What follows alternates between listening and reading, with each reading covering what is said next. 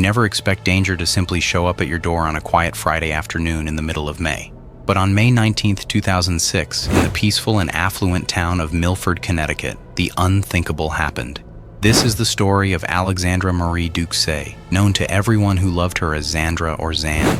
To understand the tragedy of her end, you first have to understand the vibrant brilliance of her life. Zandra was the youngest of 3 children, the baby of the family and the heart of her household. Her 2 older brothers were fiercely protective of her, but Zandra was a force of nature all on her own. From a very young age, she had a natural warmth that made people feel comfortable instantly. She was the kind of person who didn't just walk into a room. She lit it up with a smile that felt like sunshine. Her passion was performing. She lived to sing, to dance, and to act.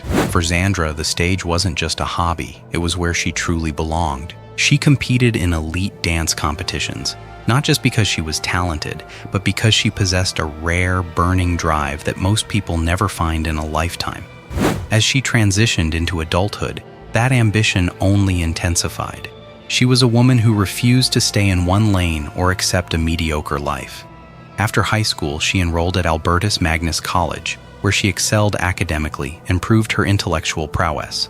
She eventually followed in her father's footsteps, securing a prestigious position as a systems analyst at People's Bank. But a corporate office could never contain her spirit. While maintaining her demanding bank career, she earned her real estate license and became a professional dancer. She was a teacher at a local dance academy and traveled constantly into New York City for acting and singing gigs, working closely with an agent to break into the global entertainment industry. Her future was taking a beautiful, definite shape. But what people remembered most wasn't her success. It was her kindness. Zandra was a giver. She organized charity events, volunteered for the needy, and personally provided meals for those who had nothing. On that bright morning of May 19th, Zandra went to the gym with her best friend Nicole. They worked out, laughed, and made plans for the evening. Zandra stayed a bit longer at the gym, intending to head home, shower, and run errands. But as 4 p.m. approached, the silence began. When Nicole called her, Zandra didn't pick up. This was the first red flag. Zandra was a professional. She was glued to her phone for her agent and her work. She never missed a call. 30 minutes later, Zandra's mother, Linda, pulled up to the house. The sight that met her was chilling. Zandra's dog was sitting alone on the front porch, and the front door was unlocked. Her car was in the driveway, but the house felt empty in a way that screamed danger. As Linda stepped inside, calling her daughter's name, she saw the alarming stains marring the floor. Her heart racing, she followed the trail to the basement bedroom. There, the nightmare became a reality.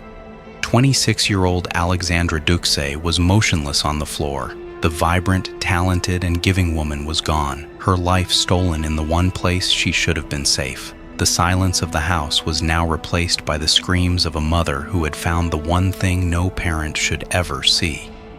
The world of Zandra Ducsay had come to a violent, screeching halt, and the investigation into who could commit such a barbaric act was only just beginning. When the Milford police arrived at the scene of the crime, the air was thick with the scent of a brutal and desperate struggle. This was not a random act of violence or a crime of opportunity. It was a targeted, high-intensity attack fueled by unadulterated rage. The investigators noted immediately that there was no forced entry and no robbery. Zandra's expensive jewelry and valuables were untouched, sitting in plain sight, but her clothes were strewn across the floor in a chaotic mess. This was deeply personal. The attacker hadn't come for her possessions, they had come for her life. As the forensic team processed the basement, they discovered something truly haunting. The killer had used multiple weapons to end her life, showing a level of overkill that suggested a deep-seated hatred. One of those weapons was believed to be a trophy that Zandra had won through her passion for dancing. It was a cruel and sickening irony that an object symbolizing her greatest joy and achievement was used as an instrument of her destruction. The house showed signs of a hurried and panicked cleanup.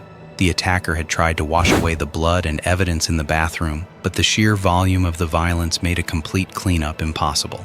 Despite their best efforts, the forensics team found very little incriminating evidence initially. There were no fingerprints left behind, suggesting the killer had worn gloves or was extremely careful. They found just a single strand of hair that was not long enough to be Zandra's, providing a tiny glimmer of hope for a DNA match. The investigation immediately turned to those closest to her. They started with Nicole, the last friend to see her alive at the gym. Nicole provided a window into Zandra's world, mentioning her past relationship with a man named Pugh and a new man Zandra was seeing named Jason. When the police brought Jason in for questioning, he was visibly shaken and distraught, but he cooperated fully. He revealed a critical piece of the puzzle that gave the police their first real timeline. He had been on the phone with Zandra at noon on the day of the murder. During their conversation, Zandra was interrupted by someone ringing her doorbell. She looked outside and told Jason that it was her ex-boyfriend Matthew, standing there uninvited and unexpected. Jason sensed her immediate discomfort and surprise. Zandra told him she would call him back once she dealt with the situation and disconnected the call. That was the last time Jason ever heard her voice. For the police, the window was now closing. The attack happened in the narrow time frame between 12:30 p.m. and 4:30 p.m. The focus shifted entirely to Pugh. As investigators dug into his background, the picture became increasingly dark. Matthew was not the man he had pretended to be during the early days of their relationship. He had a significant criminal record and had spent years behind bars for various offenses. Even while he was in prison, Zandra had tried to be a supportive partner, but she began to notice a terrifying shift in his personality. He was volatile, aggressive, and capable of flipping from calm to fuming in a matter of seconds. Friends and family described their bond as an off-and-on cycle of toxicity that Zandra was desperately trying to escape. The police knew they had their primary suspect, but proving it would require a level of forensic precision that would take years to achieve. Pugh was a man who lived in the shadows of his own anger. When the police finally tracked him down after the murder, he was living a seemingly perfect life in another town. He was married, had a young child, and was working 2 steady jobs. He looked like a man who had successfully moved on from his criminal past. When asked where he was during the window of Zandra's murder, he calmly claimed he had taken an early leave from work to visit a sick relative. It was a convenient alibi, but it lacked the one thing the police needed: proof. When investigators checked with his employer, the alibi began to crumble. The times his boss provided did not match the timeline Matthew had given the police. He was lying about his whereabouts, and in a murder investigation, a lie is as good as a fingerprint.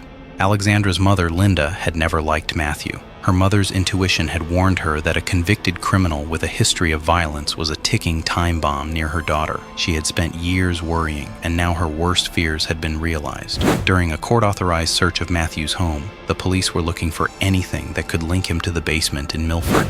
They found a single roll of duct tape in his garage. It seemed like an ordinary household item, but forensic analysis would later reveal something extraordinary. Fragments of duct tape found on Zandra's body and face matched the chemical composition, and the physical tear of the roll found in Matthew's house perfectly. Yet, in a frustrating twist of the American legal system, this circumstantial evidence wasn't enough for an immediate arrest. The police were hitting a wall. They needed a link that could not be explained away by a defense lawyer. They turned to Matthew's own social circle, and what they found was a family dynamic built on fear and betrayal. Matthew's brother eventually came forward, and his testimony would change everything. He described Matthew as a man consumed by a dark, unhinged obsession with Zandra. Matthew hadn't just been an ex-boyfriend. He was a stalker who viewed Zandra's success as a personal insult. He was deeply angry that she had broken up with him while he was still in prison, feeling that he was entitled to her loyalty regardless of his own actions. Matthew's pride was wounded, and for a man like him, a wounded pride is a motive for murder. The brother revealed that Matthew had been keeping secret tabs on Zandra for years, watching her from a distance and gathering information about her new life. After he found out she was seeing Jason, his planning shifted from vague threats to a concrete mission. He stopped talking about how much he hated her and started talking about how he was going to make her pay. He wanted to make the attack look like a random accident or a botched robbery by a stranger, but his own rage was too intense to stay organized. The rift between the two brothers had grown after Matthew betrayed his own flesh and blood, and now that betrayal was coming back to haunt him. The police finally had the psychological profile of a killer, but they still lacked the smoking gun that would put Matthew behind bars for life. The years following Zandra's murder were a grueling test of patience for her family and the Milford Police Department.